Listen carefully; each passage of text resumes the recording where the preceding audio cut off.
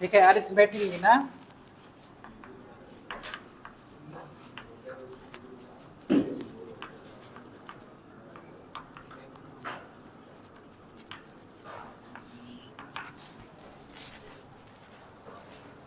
Arithmetic mean में हमने देखा कि दो तरह से हम निकालते हैं, एक तो सिंपल और दूसरा वेटेड। सिंपल हमने सीखा, सिंपल में 3 तरह के सीरीज होते हैं, इंडिविजुअल सीरीज, डिस्क्रीट सीरीज और कंटिन्यूअस सीरीज। ठीक, तो तीनों सीरीज के में 3 मेथड है, direct method, assumed mean method और स्टेप डेविएशन मेथड। ठीक, तो हमने देखा कि ये कैसे निकालते हैं हम तीनों सीरीज को और तीनों तरीके से। ठीक, अभी प्रश्न ये उठता है कि जब हम एवरेज या मीन सिंपल तरीके से निकालते हैं तो ये वेटेड का क्या उपयोगिता है, क्यों वेटेड मीन हमें निकालने की ज़रूरत होती है, वेटेड एवरेज निकालने की क्यों ज़रूरत होती है। ठीक है, तो अब पहले तो ये समझो वेटेड क्यों महत्वपूर्ण है। अब जैसे समझो कि हमें मान लो कि कुछ यूज, घर के यूज वाले सामान है। ठीक, अब सिंपल में क्या होता है, सारे सामान का सेम सिग्निफिकेंस है, सारे सामान सेम महत्व के होते हैं। लेकिन क्या ऐसा होता है वास्तव में कि सब चीज़ उतने ही महत्वपूर्ण होते हैं। जैसे गेहूं है, चावल है, या घर में और यूज होने वाली जैसे लग्जरी चीज़ है कोई, तो ज़्यादा महत्वपूर्ण क्या है, खाने वाली चीज़ें ज़्यादा महत्वपूर्ण होगी। तो अब कभी भी क्या होगा कि अगर हम कीमत को कंसीडर करेंगे तो निश्चित रूप से जो ज़्यादा महत्वपूर्ण होगा उसको हम जो ज़्यादा ज़रूरी होगा उसको वेट देंगे। अच्छा, ऐसे समझो स्ट्रीम एलोकेशन होता है, तुम लोगों का स्ट्रीम एलोकेशन हुआ होगा 10th के नंबर से, 10th के नंबर से स्ट्रीम एलोकेशन हुआ होगा। तो कैसे हुआ, किसी को आइडिया है कैसे हो रहा था? किसी को साइंस कब मिलता है, कॉमर्स कब मिलता है? सब तो है हो गए नहीं ना कि जिसको चाहिए होगा मिल गया होगा। कुछ लोगों को ऐसा दिक्कत आया कि उसे साइंस चाहिए था, साइंस नहीं मिला।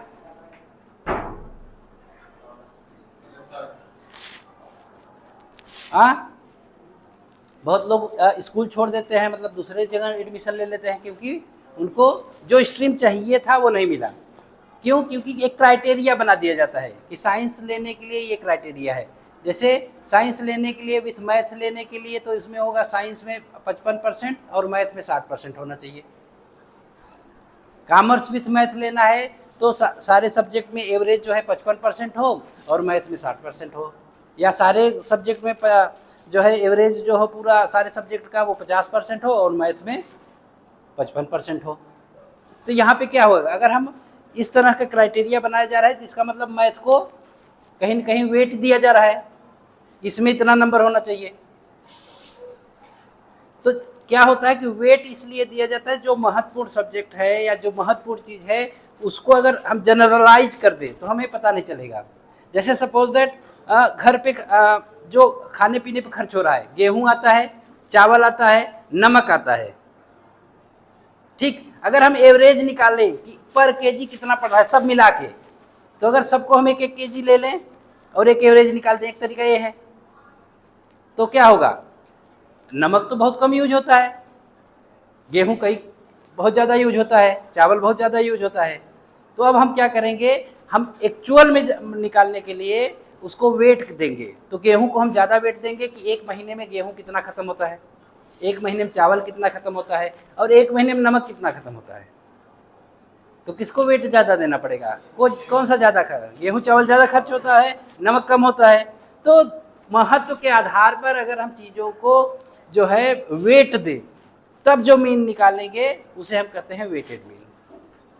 ठीक, अब जैसे मान लीजिए हम एक एग्जांपल लेते हैं वेटेड मीन का, कि यहाँ पर x हो गया, कुछ आइटम्स है उसकी कीमत मान लो हम कर रहे हैं, ये 80 रुपये केजी है, कोई चीज़ 50 रुपये केजी है, कोई चीज़ 60 रुपये केजी है, कोई चीज़ 20 रुपये केजी है, कोई चीज़ 40 रुपये केजी है। ठीक, तो ये इस तरह से कुछ आइटम्स हैं। अब ये इसमें क्या है कि हम वेट देंगे कि जो ज़्यादा महत्वपूर्ण है उसको हम ज़्यादा वेट देंगे, जो कम ज़रूरी है या कम यूज होता है उसको कम वेट देंगे। तो हम वेट को W से डिनोट करेंगे। और जैसे सपोज दैट ये हमारे यहाँ जो है 5 किलो ख़त्म होता है, ये 2 किलो ख़त्म होता है, ये जो है 3 केजी लगता है, हाँ, ये 10 केजी लगता है, और ये भी 10 केजी लगता है। ये इसका वेट हो गया। ठीक, जो कम महत्वपूर्ण है उसको कम वेट दिए, जो ज़्यादा महत्वपूर्ण है उसको ज़्यादा वेट दिए। तो इस तरह से चीज़ों को डिस्क्रिमिनेट करना, यानी चीज़ों को वेट देना, यानी क्या महत्वपूर्ण है उसको ज़्यादा वेट दे देंगे और जो कम महत्वपूर्ण है उसे कम वेट दे देंगे। तब हम एग्जैक्ट जो है, जो हमारा एवरेज आएगा वो ज़्यादा बढ़िया आएगा। जैसे ऐसे हम कहें कि गेहूं है, चावल है, गेहूं 1 किलो ले ले, चावल को 1 किलो जोड़ दें, और 1 किलो घी, देसी घी। गेहूं बहुत होगा, कितने का होगा? 30 रुपये किलो। चावल होगा 50 रुपये किलो, और घी कितने किलो होगा? मान लो 800 रुपये किलो। ये इसको क्या कर दे रहा है? ये बदल दे रहा है, पूरे एवरेज को बदल दे रहा है। ठीक है, पूरे एवरेज को बदल दे रहा है। तो अब यहाँ पर हम क्या करेंगे कि घी 800 रुपये किलो तो है, बट ये जो है मतलब 1/4 kg ही खत्म होता है, और ये कम है, लेकिन ये क्या है, ये हमारे यहाँ 50 किलो खत्म होता है, ये 40 किलो खत्म होता है, लेकिन ये बहुत कम खत्म होता है। तो इस हिसाब से वेट करेंगे तब जाकर हम एग्जैक्ट चीज़ें निकाल पाएंगे उसकी कीमत। नहीं तो अगर हम सेम वैल्यू दे देंगे, सेम सिग्निफिकेंस दे देंगे, महत्व दे देंगे, तो जो हमारा एवरेज आएगा वो सही नहीं आएगा। इसलिए वेटेड मीन की आवश्यकता पड़ी। अब हम इस एग्जाम्पल को सॉल्व करते हैं वेटेड मीन के हिसाब से। तो वेटेड मीन बहुत सिंपल है, just like discrete series. Discrete series just like मतलब ये आपका x हो गया, ये जो वेट है इसको f मान लो, जैसे f का साथ ट्रीटमेंट करते हैं फ्रीक्वेंसी, बस वही चीज़ मान लो, और फिर उसी तरीके से हम निकाल लें। तो अब इसका एक सिंपल सा फार्मूला है, मीन इज इक्वल टू, यहाँ पे वेटेड लिख दे, mean is equal to summation of x W upon summation of W. बस इसी फार्मूले में हम रख दें, एक तरह से समझ लो डायरेक्ट मेथड से हम जो है मीन निकाल रहे हैं, सिंपल मीन। तो जब भी इस तरह का क्वेश्चन हो, वेट दिया हो, वैल्यू दिया हो और उसका वेट दिया हो, तो हम क्या करेंगे, ये फार्मूला लगाएंगे। अब इस फार्मूले में हमें क्या चाहिए, समेसन ऑफ डब्ल्यू और समेसन ऑफ एक्स डब्ल्यू। तो समेसन ऑफ डब्ल्यू तो हम यहीं से निकाल लेंगे, समेसन ऑफ डब्ल्यू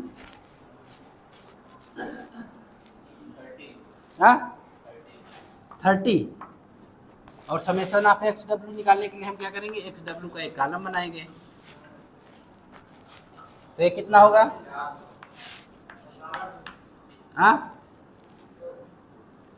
400, 100, 180, 200, 400। ठीक, अब यहाँ पे समेसन आप एक्स डब्ल्यू 1280। ठीक, अब यहाँ पर हम वैल्यू पुटअप कर देंगे, 1280 डिवाइडेड बाई 30।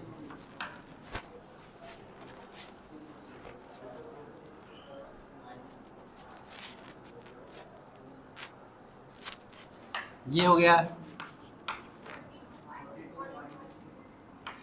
42.6, ये हमारा आंसर हो गया।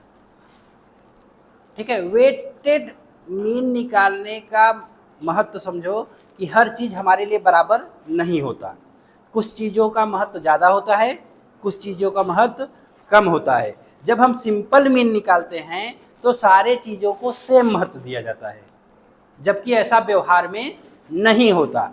कुछ चीज़ें ज़्यादा महत्वपूर्ण होती है और कुछ चीज़ें कम महत्वपूर्ण होती है। तो वेटेड मीन यही कहता है जो चीज़ ज़्यादा महत्वपूर्ण है उसको वेट दे दिया जाए, उसकी वैल्यू को या उसको ज़्यादा गिना जाए, उसको ज़्यादा, और जो कम महत्वपूर्ण है उससे ज़्यादा गिना जाए, इसलिए उसको क्या है वेट दे दिया जाता है। उसको ज़्यादा वेट दे दिया जाएगा और जो कम महत्वपूर्ण है उसे कम वेट दे दिया जाएगा, और वेट को एडजस्ट करके तब हम जब मीन निकालते हैं उसे वेटेड मीन कहते हैं।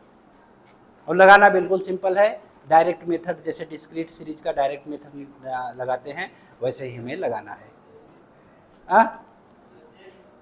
हाँ बिल्कुल सेम है, बस यहाँ पर क्या है कि f की जगह हम क्या करते हैं W कर देते हैं। ये इसका ये मीनिंग है, फ्रीक्वेंसी नहीं है, इसका मतलब यह है कि इसको ये ज़्यादा महत्वपूर्ण है, ये आइटम ज़्यादा महत्वपूर्ण है, जिसका वेट ज़्यादा है, जिसके W की वैल्यू ज़्यादा है वो ज़्यादा महत्वपूर्ण है, जिसका कम है वो कम महत्वपूर्ण है। तो महत्व के आधार पर जो है वेट दिया जाता है और इस तरह से जो मीन निकाला जाता है वो वेटेड मीन होता है। ठीक, अब इसके अलावा एक चीज़ और है, कंबाइंड मीन, जो हमें पढ़ना है। अब जैसे मान लो दो टेबल हमें दिया हुआ है और दोनों के अलग अलग मीन हैं, अलग अलग मीन निकला हुआ है।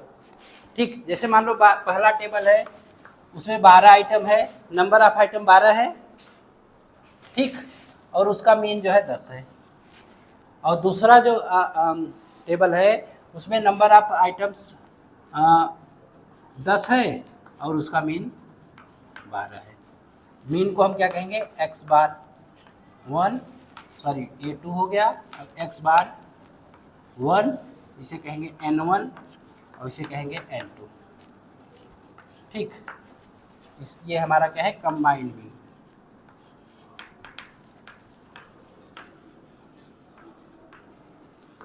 कंबाइंड मीन, मान लो दो मीन के वैल्यू हमें दिए हुए हैं, उसका मीन भी दिया हो और नंबर ऑफ आइटम्स भी दिया हो, तब हम कैसे कंबाइंड करेंगे, उन दोनों मीन को कैसे कंबाइंड करेंगे,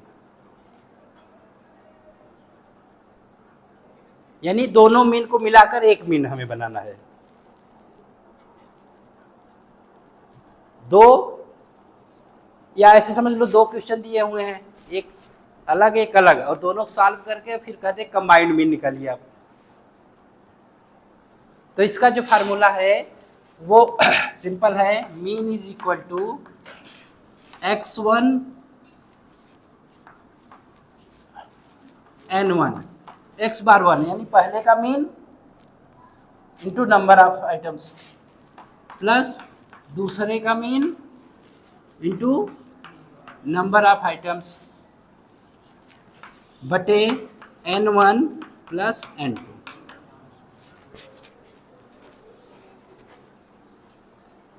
पहले वाला मीन नंबर ऑफ आइटम्स पहले का, फिर प्लस दूसरे वाले सीरीज का मीन, और फिर number of items multiply divided by पहले का आइटम्स नंबर और प्लस दूसरे का आइटम नंबर। इसका जो वैल्यू आएगा वही होगा हमारा कंबाइंड मीन। अब यहाँ पर अगर हम वैल्यू रख दें इसको, इसका ये जो हमने लिया, तो क्या है, x1 क्या है 10 और n1 12, तो यहाँ पर क्या हो जाएगा 10 into 12 plus 12 into 10, 12 into 10 divided by n1 plus n2, n1 plus n2 12 plus 10। अब इसी को सॉल्व कर दो, वो हो गया हमारा कंबाइंड मीन।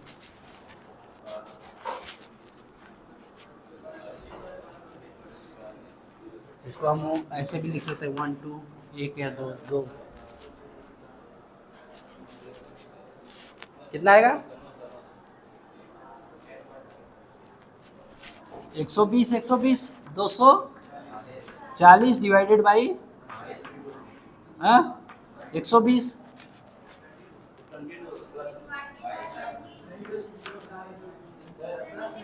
कहाँ पे अच्छा ये प्लस है ना, मल्टीप्लाई हमने कर दिया, सॉरी, 22, ठीक। हाँ अब कितना आएगा?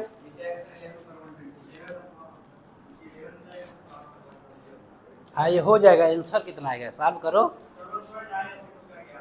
हाँ 1.1 आ रहा है, कैसे तुम लोग डिवाइड करते हो?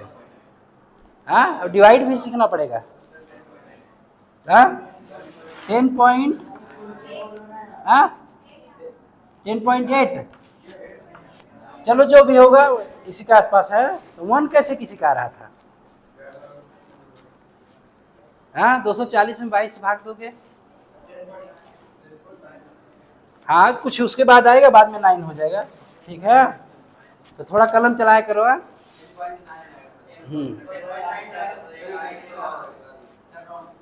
ये रॉन्ग है, फिर कितना आएगा? 10 पॉइंट, अरे 9.8 में क्या रखा है, 9.8 पॉइंट के बाद सही है। हाँ थोड़ा सा अंतर हो, कोई दिक्कत नहीं है। हाँ लेकिन ये है कि अंदाजा ना करो, हाँ सॉल्व किया करो, कॉपी पे सॉल्व किया करो। हाँ पॉइंट के बाद का बहुत महत्वपूर्ण नहीं है, महत्वपूर्ण है 10.8 है, 10.9 मतलब लगभग 11 के आसपास है, ठीक है। तो जब भी इसको सॉल्व करो, कोशिश करो कि पॉइंट के बाद 2 अंक तक, नॉर्मली क्या होता है पॉइंट के बाद 2 अंक तक लिखा जाता है कोई चीज़ एग्जैक्ट। तो अंदाजा ना करो, सॉल्व करो, ज़्यादा बेहतर है, अभ्यास हो जाएगा तुम लोगों का, ठीक है। अच्छा इसमें एक और महत्वपूर्ण जो जानने वाली चीज़ है कि जैसे मान लो हमें आइटम्स दिए हुए हैं 5, 8, 10, 12, 15, ये आइटम्स दिए हुए हैं और इसका मीन हम निकाल सकते हैं। क्या तरीका है इसका मीन निकालने का? क्या तरीका है? अगर ये इतने x, ये हमारा x हो गया, ये दिया हुआ है और इसका हमें मीन निकालना है, कैसे निकालेंगे? Arithmetic mean.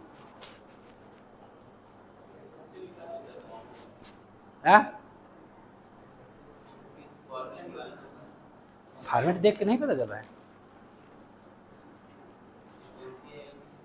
हाँ फ्रीक्वेंसी तो मैं दे बता ही नहीं रहा हूँ ना, मैं तो बस x दे रहा हूँ। ये 1 2 3 4 5 आइटम है, इसका मीन निकालना है।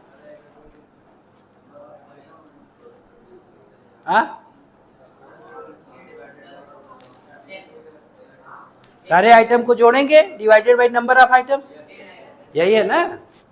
हाँ कहे इतना वो हो रहे हो? हाँ summation of x upon n, यही होता है ना फार्मूला मीन निकालने का। सिंपल अगर कुछ है, हाँ 10 आएगा, जो भी आए यही है ना, कि कंटिन्यूअस में जाके फिर इंडिविजुअल में लौट ही नहीं पा रहे हो तुम लोग। हाँ ठीक है, तो ये है। अब इसमें एक चीज और जो जानना है, अगर इन आइटम्स में, सभी आइटम्स में किसी नंबर से, यानी सभी आइटम में कोई नंबर के साथ किसी नंबर से सभी आइटम को में एडिशन कर दिया जाए, कोई एक सेम नंबर सभी आइटम में, सब्सट्रैक्शन कर दिया जाए, मल्टीप्लिकेशन कर दिया जाए, हाँ या उससे डिवाइड कर दिया जाए।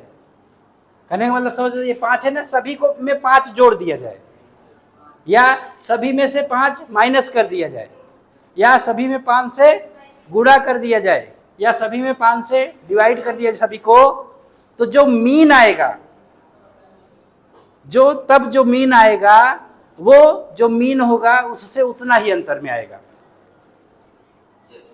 कहने का मतलब अगर हम ये जो मीन आ रहा है, इससे अगर हम सभी आइटम में 5 जोड़ दें, तो जो हमारा मीन आएगा वो पहले मीन से 5 जुड़ के आएगा। समझ रहे हो? अगर मीन जो आ रहा है, अगर हम -5 सभी में कर दे रहे हैं, तो जो मीन आएगा वो पहले वाले मीन से 5 कम होके आएगा।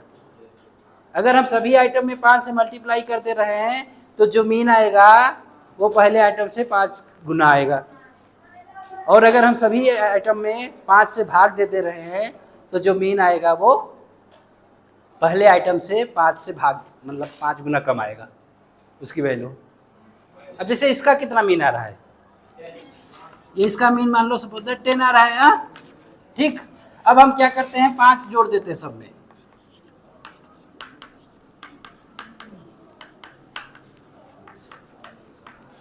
ये कितना हो जाएगा 10,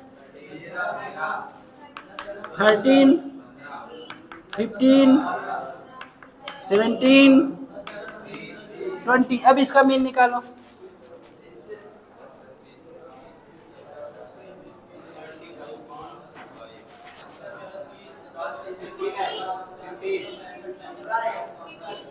फिफ्टीन।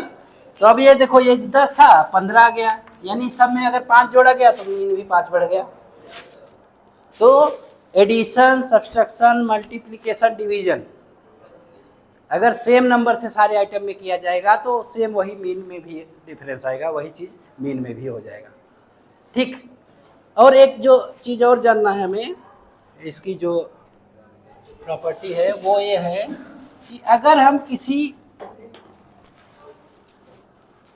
टेबल में, ठीक, जैसे मान लो इंडिविजुअल सीरीज हम ये ले रहे हैं 5, वही है एग्जाम्पल, 8, 10, 12, 15, ये हमारा एक टेबल हो गया जिसका मीन निकालना है। अब इसकी एक प्रॉपर्टी ये है कि अगर इन सारे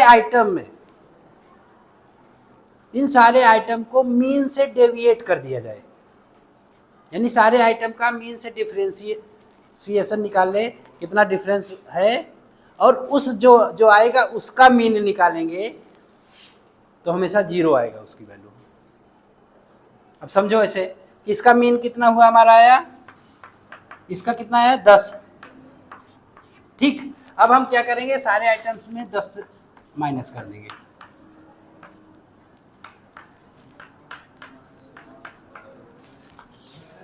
कितना आएगा, -5, -2, 0, 2, 5 समेशन ऑफ। अब यहाँ पे ये जो हमारा d आएगा तो summation of d is equal to क्या होगा 0, और मीन अब हमारा क्या होगा x bar is equal to summation of d into n divided by n।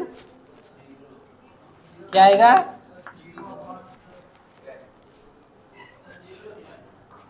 0/10। क्या कुछ और आ सकता है क्या? अच्छा 0 ही आएगा। ठीक। तो कहने का मतलब है कि अगर सारे वैल्यू से अगर हम मीन को माइनस कर दें और उससे हम उसका मीन निकालें तो हमेशा क्या आएगा 0 आएगा। तो 2-3 चीज़ें हमें पता होना चाहिए कि किसी भी टेबल का मीन कब किस तरीके से चेंज होगा। अगर किसी टेबल में सेम नंबर से सारे आइटम को जोड़ दिया जाए, घटा दिया जाए, गुणा कर दिया जाए, भाग कर दिया जाए, तो मीन में भी वही होगा जो सारे आइटम के साथ किया जाएगा। और अगर किसी टेबल के सारे पदों को हम मीन से सब्सट्रैक्ट कर रहे हैं, मीन्स घटा दे रहे हैं उसमें से, तो जो टेबल बनेगा उसका अगर हम मीन निकालेंगे तो हमेशा 0 आएगा। ठीक है। तो अब हम लोगों ने जो सीखा वो है कि मीन 2 तरीके से निकाला जा सकता है, एक सिंपल मेथड और एक वेटेड मेथड। ठीक। सिंपल मेथड में तो हमारे तीनों सीरीज होते हैं, तीनों सीरीज का अलग अलग निकाला जाता है। वेटेड मेथड में क्या होता है, हो ना रहा, चलो कोई नहीं, वो नहीं हुआ ना। ठीक है। वेटेड मेथड में क्या होगा कि हम उसको हर आइटम को कुछ वेट दिया जाता है और वेट को जस्ट लाइक फ्रीक्वेंसी की तरह ट्रीट करते हैं। उसका जो फार्मूला होता है वो समेशन ऑफ WX या XW divided by summation of W।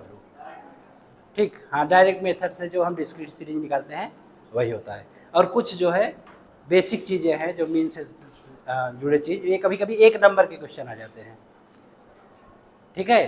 तो 1 नंबर के क्वेश्चन में पूछ लेता है तो अगर हमें ये तो लगाने की चीज़ है नहीं, ये तो बस एक बार हम देख ले, हमें याद होना चाहिए कि अगर ये कहा जाए कि मीन के सभी जो है आइटम में अगर 2 जोड़ दिया जाए तो मीन पे क्या असर होगा। ठीक है। उसके मीन में क्या अंतर आएगा। तो ये MCQ में इस तरह के क्वेश्चन आ जाते हैं। तो ये तो हमें अगर 1-2 बार हम सुने हैं तो हम कर लेंगे। ठीक है। तो यहाँ तक है हमारा अर्थमेटिक मीन। ठीक।